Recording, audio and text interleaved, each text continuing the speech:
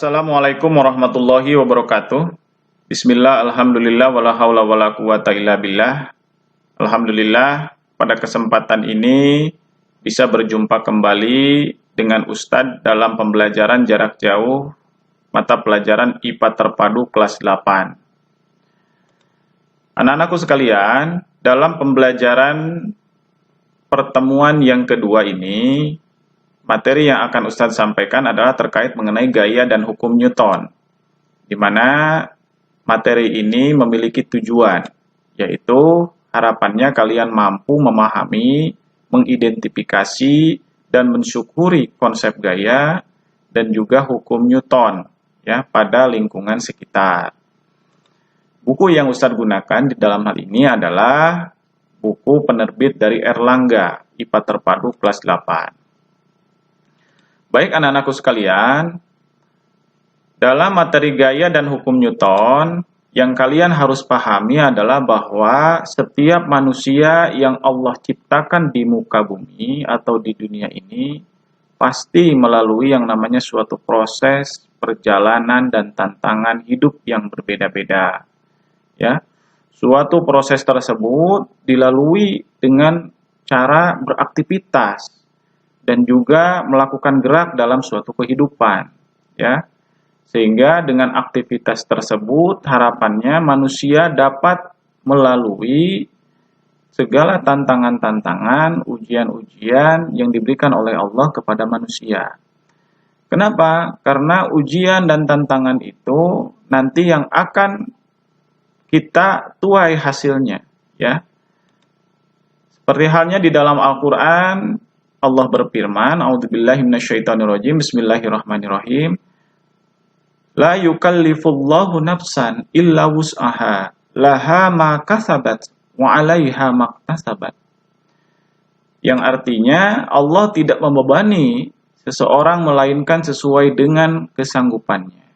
Ia mendapatkan pahala dari kebaikannya yang ia usahakan, dan ia mendapatkan siksa dari kejahatan yang dia kerjakan. Al-Baqarah ayat 286. Nah, maka kita sebagai makhluk hidup, sebagai makhluk yang diciptakan oleh Allah, harus bisa mengusahakan segala kebaikan yang kita lakukan.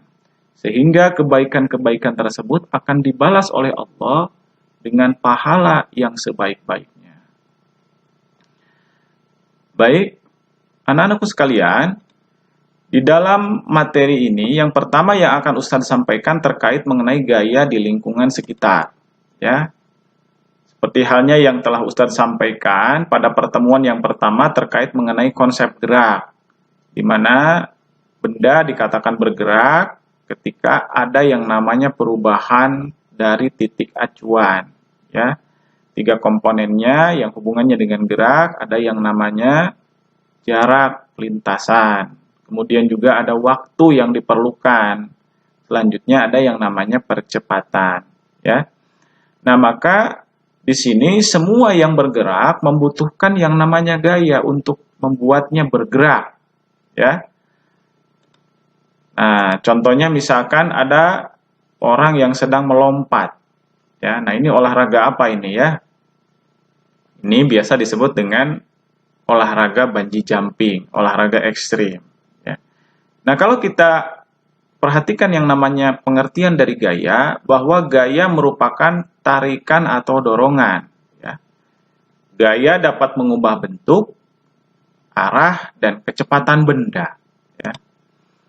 Nah, di sini ada seorang yang melakukan bungee jumping, ini termasuk gaya. Namun, gaya apa orang tersebut melakukan olahraga bungee jumping? Ya. Kita akan mengenal terkait mengenai macam-macam gaya, ya, di mana gaya terdiri dari yang pertama ada yang namanya gaya sentuh, ya. Gaya sentuh ini adalah gaya yang memerlukan sentuhan untuk bisa timbul. Jadi gaya tersebut timbul jika ada sentuhan. Contohnya misalkan pada gaya otot dan juga gaya gesek, ya. Kemudian yang selanjutnya ada gaya tak sentuh, di mana gaya tak sentuh ini gaya yang tidak memerlukan sentuhan secara langsung, ya. pada benda yang dikenainya. Misalkan ada gaya magnet, kemudian juga ada yang namanya gaya listrik, ada juga yang namanya gaya gravitasi. Gaya sentuh ini ada hubungannya dengan yang namanya hukum Newton yang akan kita bahas selanjutnya. Nah, ini contoh dari gerakan-gerakan gaya sentuh, ya. Misalkan seseorang sedang memainkan ketapel, ya. Ini ada sentuhan otot. Ya. Selanjutnya, seseorang sedang mendorong meja, ya. Ini juga adalah gaya sentuh yang dipengaruhi oleh otot, dan juga gaya gesek. Ini ada gaya gesek dari meja ke permukaan. Nah, berbeda dengan gaya tak sentuh, ya.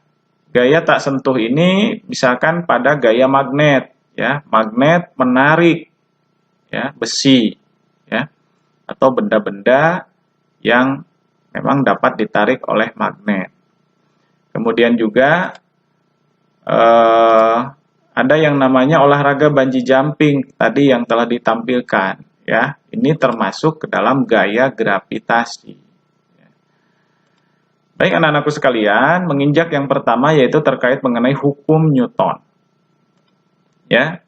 Kenapa disebut dengan hukum Newton? Dikarenakan ilmuwan yang pertama kali melakukan penelitian terkait mengenai gaya adalah Sir Isaac Newton. Di mana hukum Newton ini ada 3. Yang pertama adalah hukum 1 Newton, kemudian hukum 2 Newton, dan juga hukum 3 Newton.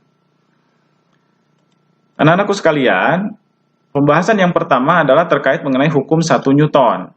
Nah, coba kita lihat gambar yang ada di sini.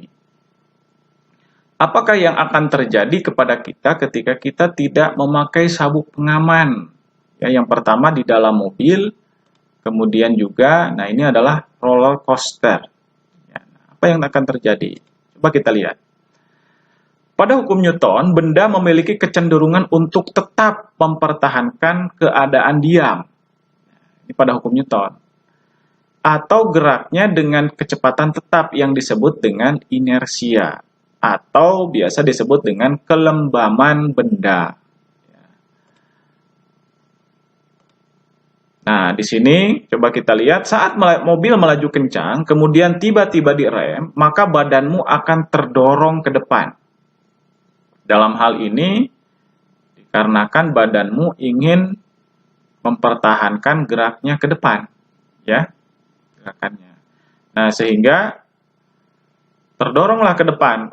Apa yang terjadi jika seseorang yang ada dalam mobil tidak memakai sabuk pengaman? Kemungkinan besar terjadi kecelakaan. Dan juga pada roller coaster, ya, pada saat kalian menaiki roller coaster, maka gerakan ke depan kursi merasa seperti ditekan ke belakang kursi, ya, oleh yang namanya palang, ya, atau penghalang. Nah, penghalang tersebut adalah untuk mencegah terlempar manusia atau kita terlempar pada saat direm. Nah, hukum Newton atau hukum 1 Newton menyatakan sifat inersia benda. Bahwa benda yang tidak mengalami resultan gaya atau sigma F sama dengan 0 akan tetap diam atau bergerak lurus beraturan. Nah, selanjutnya hukum 2 Newton, ya.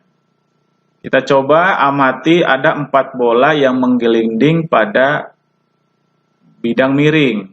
Ya, pertanyaannya di sini kenapa bola baseball lebih dahulu mencapai finish dan juga jaraknya lebih jauh, ya. Nah, di sini ada bola yang berwarna biru, silinder kayu, kemudian bola yang warna hijau, silinder plastik, kemudian juga yang kuning bola baseball, dan juga yang merah adalah bola berongga. Nah, coba kita perhatikan di sini.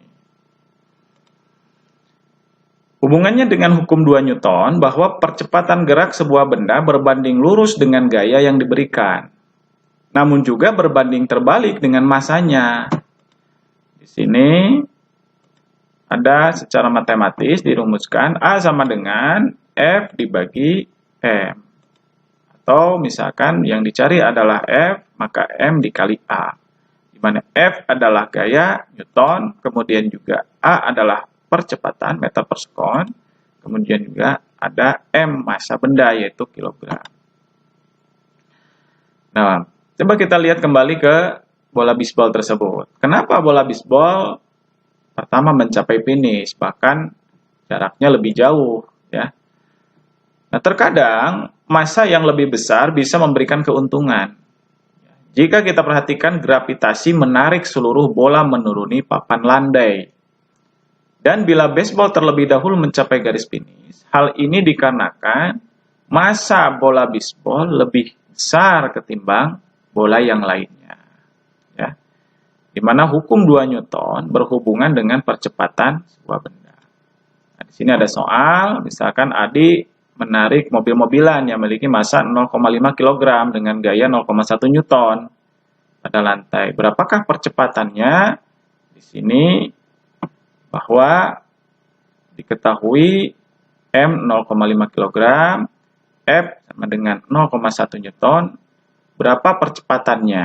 Maka percepatan yang dialami oleh mobil yang dimainkan oleh Adi adalah 0,2 meter per sekon kuadrat. Ya, atas dasar 0,1 Newton dibagi 0,5 kg. Hasilnya adalah 0,2 meter per sekon kuadrat.